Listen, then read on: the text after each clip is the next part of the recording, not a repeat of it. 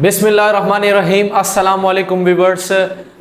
जैसे कि आपको पता है कि हमारा ये जो सीरीज़ चलता हुआ जा रहा है जिसमें हमने पाकिस्तान की हिस्ट्री के बारे में बात करना है।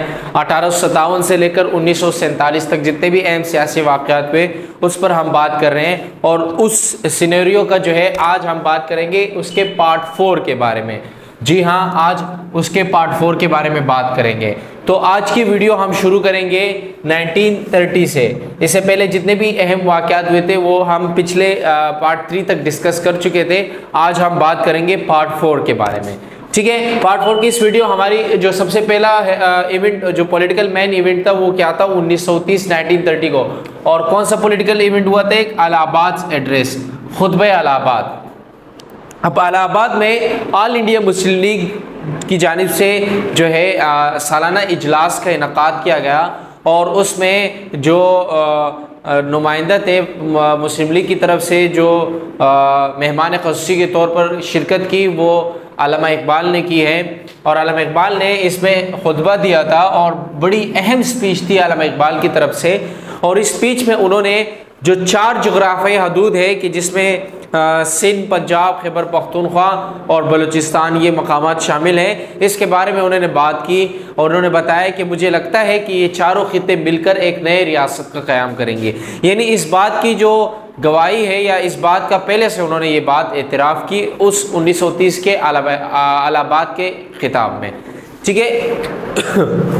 उसके बाद जो मेन पॉलिटिकल इवेंट हुआ था वो 1930 से लेकर 1932 तक अहम इवेंट हुए थे। वो थे लंदन राउंड टेबल कॉन्फ्रेंस। यानी कि लंदन में, इसे उर्दू में आप कहेंगे राउंड टेबल कॉन्फ्रेंस, यानी कि गोल मेज कॉन्फ्रेंसें हुई थी। 3 गोल मेज कॉन्फ्रेंसें हुई थी और ये गोल मेज कॉन्फ्रेंसें जो थी वो ब्रिटिश गवर्नमेंट की तरफ से इसका इनकाद किया गया ताकि मुस्लिम लीग की तरफ से भी कायदीन उसमें शिरकत करें और कांग्रेस की तरफ से भी उसमें कायदीन जो है वो शिरकत करें। तो हुआ यूँ कि फर्स्ट राउंड टेबल कॉन्फ्रेंस जो थी वो हुई थी 10 नवंबर 1930 को शुरू हुआ और 19 जनवरी 1931 को ख़त्म हुआ। अब इसमें ये सिलसिला था, इस राउंड टेबल कॉन्फ्रेंस में जो है वो कांग्रेस के नुमाइंदे और मुस्लिम लीग के नुमाइंदे जो है उसमें शिरकत की, लेकिन दोनों की जो जितने भी अपनी अपनी राय थी वो एक दूसरे के बरखिलाफ थी।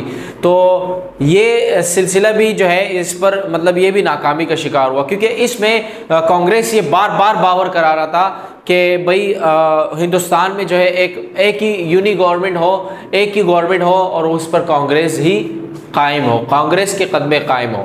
यानी कि वो पूरी अपनी एक सेंट्रल गवर्नमेंट चाहते थे, एक मरकजी हुकूमत चाहते थे वो। ठीक है। सेकंड राउंड टेबल कॉन्फ्रेंस शुरू हुआ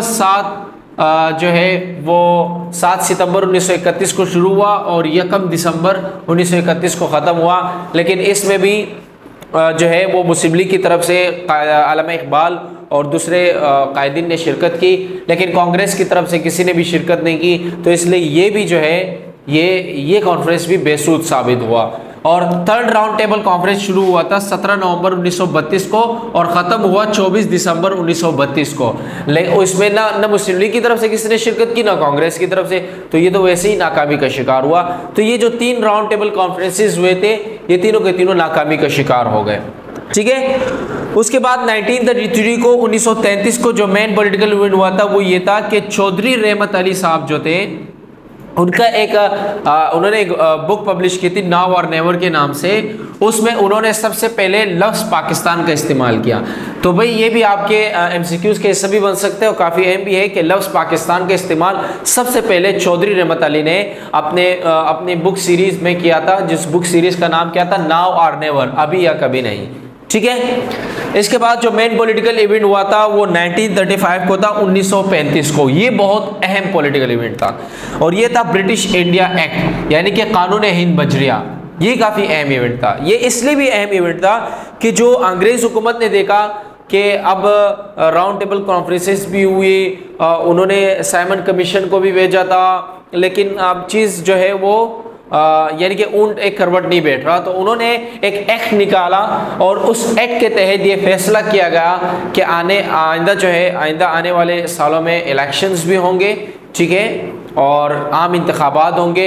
उस इंतखाबात के बाद फैसला किया जाएगा कि क्या हिकमत अमली अपनाई। इस आम इंतखाबात में हम बात करेंगे सबसे अहम जो दो सियासी पार्टियां थी, ऑल इंडिया मुस्लिम लीग और कांग्रेस की, क्योंकि और भी पार्टीज थी लेकिन ये दो अहम पार्टीज है, इसके बारे में बात करेंगे। ठीक है, तो 1937 को जो इलेक्शंस हुए इसमें कांग्रेस की तरफ से अगर हम बात करें तो कहा जाता है कि 11 में से 8 सूबों में उन्होंने अपनी पोजीशंस मजबूत कर ली, और अगर उस निस्बत देखें तो 1585 सीटों में से 711 सीटें कांग्रेस ने अपने नाम कर दी। ठीक है, और रही बात ऑल इंडिया मुस्लिम लीग की, तो मुसलमान नशिस्तों की जो तादाद थी 489, उसमें से 104 यानी कि सिर्फ 104 सीटें जो थी वो मुस्लिम लीग के नाम में हुई। ठीक है, यानी कि इसका मतलब ये है कि कांग्रेस की पोजीशन मजबूत हो गई और एक लिहाज से उनकी हुकूमत कायम हुई। अब कांग्रेस ने इस अपनी पोजीशन मजबूत होने के बाद नए नए अपने कवानीन लगाना, उर्दू को सिरे से जो है वो ख़त्म करना और हिंदी को राइज करना, और कुछ ऐसे रिलीजियस पॉइंट्स थे मुसलमानों के, उसको जो है ख़त्म करने के उस पर सरतोड़ कोशिशें करना, जैसे गाय के ज़िबा पर पाबंदी और इस तरह के और भी बहुत सारे रिलीजियस पॉइंट्स थे। तो चूँकि ये जो 1937 को जो इलेक्शंस हुए, ये एक लिहाज से मुस्लिम लीग के लिए जो है एक बहुत बड़ा नेगेटिव पॉइंट साबित हुआ। तो और कांग्रेस ने हर लिहाज से कोशिश की मुस्लिम लीग और मुसलमानों को नुकसान पहुंचाने की। खैर व्यूअर्स, इसके बाद एक पॉलिटिकल मेन इवेंट हुआ था 1939 से 1945, दूसरी जंग अज़ीम। ये भी बड़ा अहम पॉलिटिकल इवेंट था, लेकिन उस पर हम बाद में आएंगे। हो सकता है इंशाल्लाह कि हम उसमें पार्ट 5 में वो डिस्कस करें।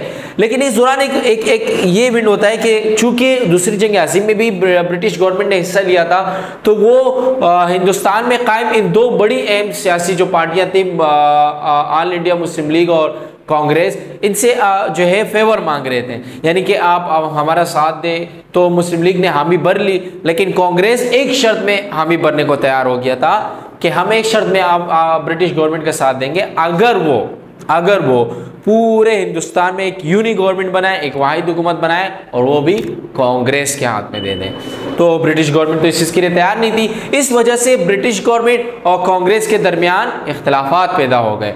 ठीक है, और इस नतीजे में कांग्रेस इतना आपे से बाहर आया कि उन्होंने अपनी वजारतों से ये सोचते हुए इस्तीफ़ा दे दिया कि ब्रिटिश गवर्नमेंट पर जो है प्रेशर आ जाएगा, लेकिन वो कोई प्रेशर नहीं आया और कांग्रेस ने एक लिहाज से अपने पाँव पे कुल्हाड़ी मारी।